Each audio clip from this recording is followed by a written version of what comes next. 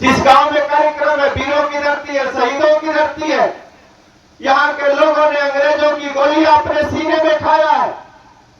जब मैं परसों इस गांव में घूम रहा था, माननीय रमाशंकर चौहान जी भी थे, इंटर कॉलेज के प्रधानाचार्य गौतम बुद्ध इंटर कॉलेज के। कई बच्चियां हमको मिली इस गांव में। मैंने पूछा उनसे और आपने भी पूछा कि आप लोग करते क्या हो। एक बच्ची मिली, उन्होंने कहा कि हमने ग्रेजुएशन करके पढ़ाई बंद कर दिया। हम लोगों ने उससे कारण पूछा कि आखिर आपने पढ़ाई क्यों बंद कर दिया, इसका कारण क्या है।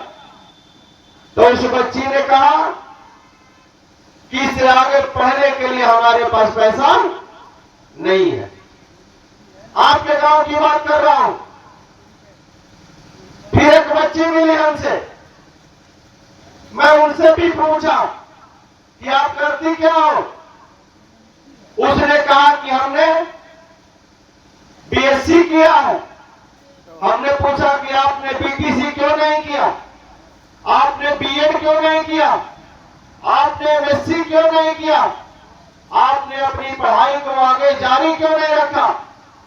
उस बच्ची ने भी कहा कि आगे पढ़ने के लिए हमारे पास पैसा नहीं है। आप सोचिए, आप सारे लोग माता पिता बैठे हैं, आप सारे लोगों के बच्चे हैं इस गांव में। आप मेहनत करके, परिश्रम करके, अपने पूरी ताकत लगा करके अपने बच्चों का पालन पोषण किया है, और वह बच्चा पैसे के अभाव में आप लोगों के सामने पढ़ नहीं पाता है, और आप ही के सामने वो मजदूर बन जाता है। अब इससे बड़ी विडंबना और क्या हो सकती है एक माता और पिता के लिए, कि माता और पिता के सामने उनका बेटा मजदूर बन जाता है।